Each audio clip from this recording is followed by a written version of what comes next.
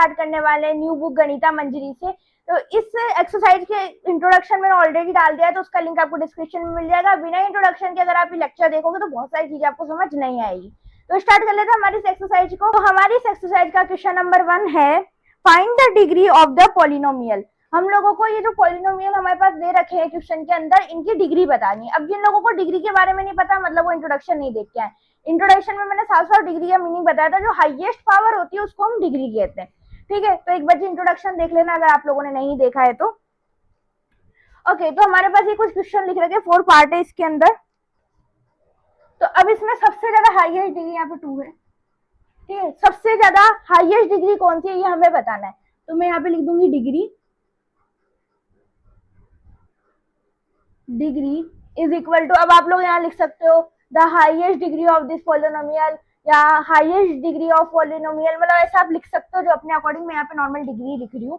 ठीक है, तो अब इसमें आप देखेंगे इसकी डिग्री है 1, ठीक है, और इसकी डिग्री है 2। 1 और 2 में से कौन बड़ा होगा? 2। तो ये इसकी डिग्री जो है आपके पास 2 है, जो इसकी पूरे पॉलिनोमियल की जो हाईएस्ट डिग्री है वो 2 है। अब देख लेते हैं नेक्स्ट वाले के ऊपर। तो इसमें साफ दिख रहा है वाई क्यूब, यानी कि डिग्री क्यूब है हमारी, यानी डिग्री की यहाँ पे 3 है, डिग्री यहाँ पर 3 है। ठीक है, क्योंकि वाई इसके ऊपर तो 1 की पावर है, यानी इसकी डिग्री 1 है और इसकी डिग्री 3 है। तो जो पूरे पॉलिनोमियल की हाईएस्ट पावर होगी उसको हम 3 कहेंगे, यानी डिग्री कहेंगे। अब इसमें थोड़ा सा समझने वाली बात है, यहाँ पे ओनली दे रखा है -9। मैंने बताया था कि नेगेटिव भी टर्म हो सकती है, जिनके पीछे वेरिएबल ना हो वो भी टर्म हो सकती है। तो ये हमारी कांस्टेंट टर्म में से भी आ सकती है। अब एक सोचने वाली बात है कि इसके ऊपर तो वेरिएबल ही नहीं है, इसमें के पास तो वेरिएबल ही नहीं है, तो इसमें हमारी डिग्री क्या होगी? तो इसमें कैसी डिग्री होगी? अब इसके 2 तरीके, क्या तो ये कि जिसमें है ही नहीं डिग्री, मतलब वो 0 है, डायरेक्ट निकाल सकते हैं ये डिग्री 0। तो एक तो ये है कि भाई जब हमारे पास डिग्री गिवन ही नहीं है तो जो गिवन नहीं होता वो 0 होता है। ठीक है, एक और तरीका हो सकता है कि मान लो यहाँ पर कोई वेरिएबल होगा, हम एज्यूम करके चल रहे, क्योंकि हमारी मैथ है, मैथ एजम्पशन के ऊपर है, तो हम मान सकते हैं कि यहाँ पे कोई हमारे पास वेरिएबल होगा जिसका एक्स वाई जेड जो भी आप नाम रखना चाहो रख सकते हो, लेकिन जो उसकी डिग्री होगी ना वो 0 होगी। उसकी जो डिग्री होगी ना वो 0 होगी, क्योंकि जब एक्स को 0 से मल्टीप्लाई करेंगे तो यहाँ पर जो एक्स है वो 0 बन जाएगा, यहाँ पर जो x है वो 0 बन जाएगा और 0 हमारा -9 ही रह जाएगा। तो यहाँ पे इसलिए हमने इसको x को नहीं लिखा। तो हम ऐसे भी कह सकते हैं, लेकिन आप यहाँ पर नॉर्मली कह सकते हो कि डिग्री 0। तो ये बस इसका पीछे का कॉन्सेप्ट था। ठीक है, ये आपको लिखना नहीं है। ठीक है, आपको लिखना बस ये है डिग्री 0 या डिग्री 0, जो भी आप लिखना चाहो यहाँ पर, जो भी आपके स्कूल में बताया जा रहा है ये लिख लो, कुछ भी लिख सकते हो आप यहाँ पर। ठीक है, अपनी लैंग्वेज में। इसके बाद 4z - 3, तो इसमें z के ऊपर कोई डिग्री नहीं है, यानी कि 1। तो हमारी जो डिग्री हो गई वो हो गई यहाँ पर 1। तो बहुत इजी सा क्वेश्चन था ये हमारा क्वेश्चन नंबर 1। अब बढ़ेंगे क्वेश्चन नंबर 2 पे, पर उससे पहले आप स्क्रीनशॉट ले लो एक बार। आई होप आप लोगों ने स्क्रीनशॉट ले लिया होगा। अब आगे बढ़ेंगे। अब हमारे पास नेक्स्ट क्वेश्चन है क्वेश्चन नंबर 2। तो क्वेश्चन नंबर 2 ये है, right the polynomial of degree 1, 2 and 3, यानी कि 1, 2, 3 डिग्री वाले हमें पॉलिनोमियल लिखना है। अब 1 डिग्री वाला क्या होता है, 2 डिग्री वाला क्या होता है, 3 डिग्री वाला क्या होता है। 1 डिग्री वाला यानी कि लीनियर पॉलिनोमियल, 2 डिग्री वाला यानी कि cubic polynomial, sorry quadratic polynomial, और 3 डिग्री वाला यानी कि क्यूबिक पॉलिनोमियल। तो यानी कि हमें लीनियर, क्वाड्रेटिक, क्यूबिक ये पॉलिनोमियल लिखने हैं। अब यहाँ पे हम लोग ऐसा तो लिखेंगे linear polynomial, cubic polynomial, quadratic polynomial, तो आप लोग ऐसे भी लिख सकते हो कि 1 डिग्री पॉलिनोमियल एंड उसके ब्रैकेट लगा के आप लोग लिख सकते हो लीनियर पॉलिनोमियल। जैसे ये ब्रैकेट लगा के हमने लिख दिया यहाँ पर, मैं लिख देती हूँ ब्रैकेट लगा के लीनियर पॉलिनोमियल, फिर हमने लिख दिया, यहाँ पे लिख देती हूँ क्यूबिक पॉलिनोमियल, लीनियर पॉलिनोमियल। ठीक है, तो अब इनके एक एक एग्जांपल लिख लेते हैं। तो टोटली हमको अपनी इच्छा से एग्जांपल बना के लिखने हैं। ये सब भी आपकी क्लास में भी, अगर आप क्लास में हो, कोचिंग में हो, कहीं पे भी देखोगे तो सबके इसमें अलग अलग आंसर आएंगे, सिमिलर नहीं आएगा। हो सकता है जो मैं एज्यूम करती हूँ आप लोग एज्यूम ना करो, तो मैं यहाँ पे एज्यूम कर रही हूँ जो हमने इंट्रोडक्शन से लेके और अभी तक एग्जाम्पल लिए वही सारे मैं एग्जाम्पल ले रही हूँ। ठीक है, तो लीनियर पॉलिनोमियल का मैं एग्जाम्पल लेती हूँ 2x + 1, इसमें डिग्री 1 है। ठीक है, इसलिए मैंने 2x + 1 लिया। अब देख लेते हैं हमारा जो 2 डिग्री वाला पॉलिनोमियल है या क्वाड्रेटिक पॉलिनोमियल है, इसके लिए मैं ले रही हूँ 3x² + 2x + 1। अब आप है ना और भी बहुत सारे एग्जांपल ले सकते हो। तो 2x + 1 की जगह आप लोग ले सकते हो अपनी इच्छा से वाई ले सकते हो यहाँ पर 2y+1, ठीक है 2y+1 ले सकते हो। ऐसे बहुत सारे अपने अकॉर्डिंग एग्जाम्पल ले सकते हो, ठीक है। यहाँ पे भी मैं एक और एग्जाम्पल लिख देती हूँ, नेगेटिव का भी ले सकते हो आप लोग, नेगेटिव का ले सकते हो -2y+1, ठीक है, ऐसे भी ले सकते हो। ओके, अब यहाँ पे भी एक ले लेती हूँ मैं 3y² +2y+1, या एक और ले लेंगे हम, तो ये ले लेंगे 3y-1। तो ऐसे हम कुछ भी ले सकते, 3y² - 1, सॉरी 3y² - 1। तो आप अपने अकॉर्डिंग बहुत सारे एग्जाम्पल होते हैं, तो बहुत सारे कुछ भी ले सकते हो जो आपकी इच्छा हो, ठीक है। फिर 3 डिग्री पॉलिनोमियल यानी कि क्यूबिक पॉलिनोमियल, तो वो हो जाएगा आप लोगों के पास में 3 हमने ले लिया, तो अब ले लेते 4x³ +3x² +2x+1, या ऐसे ले सकते हो आप लोग 4y² +3y, sorry 3y² +2y+1, या ऐसे भी ले सकते हो आप लोग 4y³ -1। तो ऐसे कुछ भी, जो यहाँ पर बस डिग्री याद रखना, हाईएस्ट पावर जो वो 3 हो, इसके अंदर 3 हो, इसके अंदर 2 हो, इसके अंदर 1 हो, जैसे आपको गिवन है, तो वैसे वैसे आपको लेना है, ठीक है। तो एक बार जिसका स्क्रीनशॉट ले लो और फिर हम बढ़ते हैं हमारे नेक्स्ट क्वेश्चन की तरफ। आई होप स्क्रीनशॉट ले लिया होगा।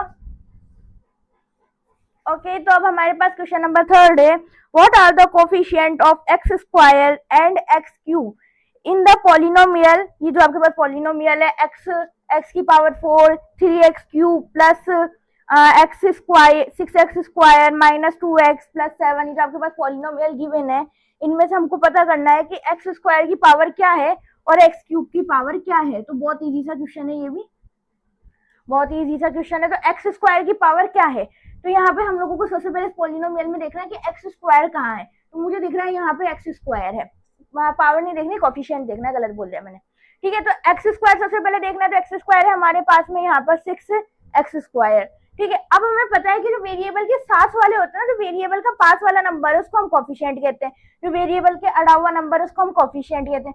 तो 6x² के अलावा कौन सा नंबर है, वो है 6। x² की कौन सा अलावा नंबर है, वो है 6। तो हमारा जो कोफिशिएंट है वो हो गया इसका 6। Okay, x² = 6। और यहाँ पे हमारे पास x³ है, तो अब हमें इसमें ढूंढना है x³, तो हमें यहाँ पे x³ यहाँ पर दिख रहा है। अब x³ है तो x³ का कोफिशिएंट क्या होगा, 3, उसके आगे क्योंकि 3 है तो x³ का कोफिशिएंट बन गया 3। बट साइन, यहाँ पर साइन का भी ध्यान देना, अब इसमें तो पॉजिटिव साइन था, तो पॉजिटिव को लिखो चाहे मत लिखो, लेकिन जहां नेगेटिव साइन होता है उसको हमको शो करना पड़ता है कि ये नेगेटिव था। तो इसलिए हम लोग यहाँ पे लिखेंगे -3 और 6, यानी कि x² का कोफिशिएंट है 6 और x³ का कोफिशिएंट है -3। तो ये बहुत छोटा सा क्वेश्चन था, एक बार इसका भी स्क्रीनशॉट ले लो, फिर बढ़ेंगे हम नेक्स्ट क्वेश्चन की तरफ।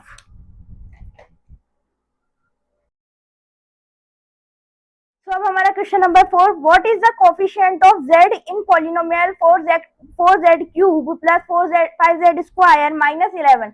तो हमें बताना है इस पूरे जो हमारी पॉलिनोमियल है इसमें हमारे z का कोफिशिएंट क्या है, ये हम लोगों को बताना है, ठीक है। तो उसको स्टार्ट करने से पहले हम लोगों को इसमें देखना है कि z क्या है। तो यहाँ पे z ढूंढेंगे तो हम लोगों को यहाँ पे 4z³ दिख रहा है, z² दिख रहा है, बट यहाँ पर सिंगल z कहीं पर भी नहीं दिख रहा। मतलब जो हमें पूछा गया है कोफिशिएंट ऑफ z, तो वो कैसे निकालेंगे। तो उसके लिए हम लोग यहाँ पे एज्यूम करेंगे, क्योंकि हमारी मैथ एजम्पशन के ऊपर चलती है, तो उसके अकॉर्डिंग हम मान लेंगे कि यहाँ पर 4z³ + 5z² -11, या फिर यहाँ पे होगा आपके पास में +0z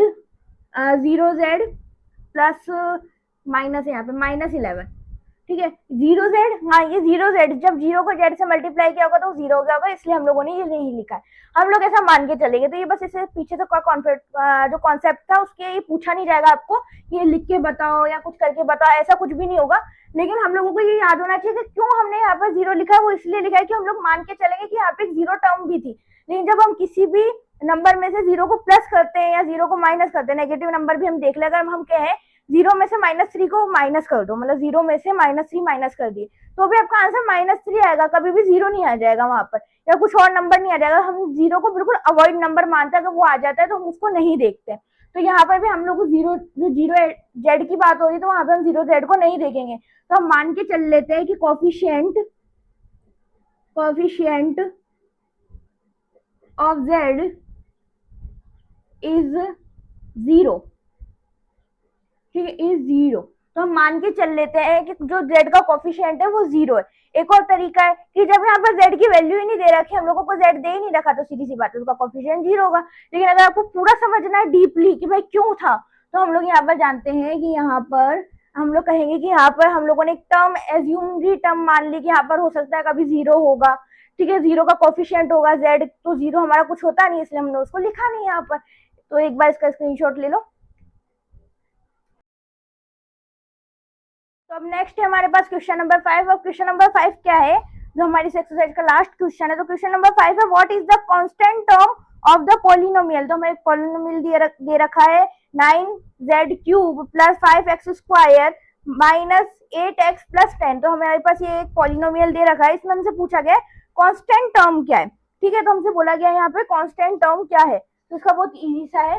कांस्टेंट टर्म क्या है, हम लोगों को पता है कि जो नंबर चेंज ना हो, ठीक है, वो कभी चेंज नहीं होगा, वो हमारी कांस्टेंट टर्म होती है। या जिसके साथ कोई वेरिएबल ना हो, वो हमारी कांस्टेंट टर्म होती है।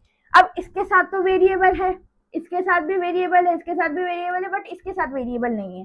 ये -10 है, 10 है, 10 है, ठीक है। तो इसके साथ वेरिएबल नहीं है, माइनस है, ठीक है। तो इसके साथ वेरिएबल नहीं है, तो हम लोग कहेंगे कि हमारी कांस्टेंट टर्म है, बिकॉज ये कभी भी चेंज नहीं होगा।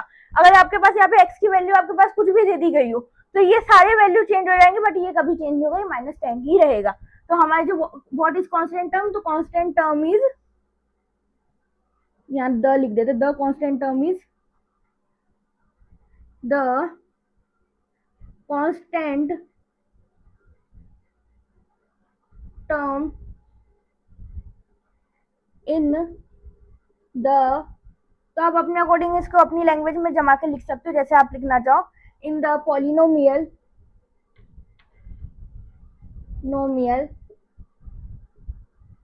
इन द पॉलिनोमियल, चाहो तो पॉलिनोमियल भी लिख सकते हो। इन द पॉलिनोमियल इज -10। क्यों? क्योंकि यही हमारे पास एक ऐसा टर्म है जो कभी चेंज नहीं होगा इसके अंदर।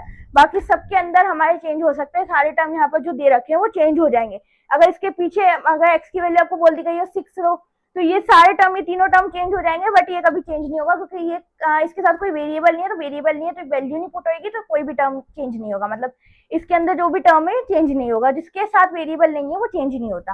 ठीक है, इसका मैंने पूरा इंट्रोडक्शन में डाला था, तो एक बच्चे अगर आपको समझ नहीं आ रहा तो आप इंट्रोडक्शन जाकर देख लो, आपको पूरा समझ आ जाएगा कि आखिर कांस्टेंट टर्म क्यों ये लास्ट वाली कांस्टेंट टर्म होती है। अगर बीच में आ गई तो बीच वाली भी कांस्टेंट टर्म ही होगी। वो आपके पास ऐसे बहुत सारे क्वेश्चन आ सकते हैं, जैसे यहाँ पे जब बीच में लिख दिया हो ना, तो आप बीच वाली भी कांस्टेंट टर्म ही कहोगे, हमेशा लास्ट में कांस्टेंट टर्म हो, ये इंपॉर्टेंट नहीं होता। तो एक बार इसका स्क्रीनशॉट ले लो, फिर हम आगे बढ़ेंगे। आई होप आप लोगों ने स्क्रीनशॉट ले लिया होगा। इस एक्सरसाइज के अंदर टोटल 5 क्वेश्चन थे, वो सारे हमने कंप्लीट कर लिया। अगर किसी भी क्वेश्चन में कोई डाउट हो तो आप एक बार उसको वापस वीडियो को प्ले करके देखना और उस क्वेश्चन पर जाना जिसमें आपको डाउट था, जैसे क्वेश्चन नंबर 3 या 4 जिसमें भी डाउट था, उस क्वेश्चन को वापस देखना, आपको समझ आ जाएगा। बहुत ईजी क्वेश्चन थे, बट फिर भी कोई डाउट हो तो आप लोग कमेंट सेक्शन में पूछ सकते हो, मैं आप लोगों के डाउट की, आपकी प्रॉब्लम का सोल्यूशन बता दूंगी। एंड अगर आप लोगों को ये वीडियो अच्छी लगी हो तो लाइक कर लेना, चैनल को सब्सक्राइब कर लेना, ताकि आने वाली 2.3 2.2 सारी की नोटिफिकेशन आप लोगों के पास आ जाए। प्लेलिस्ट मैंने दे रखी है, उस प्लेलिस्ट को सेव कर लेना। उसके अंदर अभी सिर्फ इंट्रोडक्शन है, लेकिन जैसे जैसे उसमें चेंजेस होंगे तो आपको पहले पता चल जाएगा। सेव रहेगी तो वो चेंजेस आपको पता चल जाएंगे उसके अंदर। तो आज के लिए सिर्फ इतना ही, कल हम लोग फिर से मिलेंगे, जब तक के लिए बाय बाय।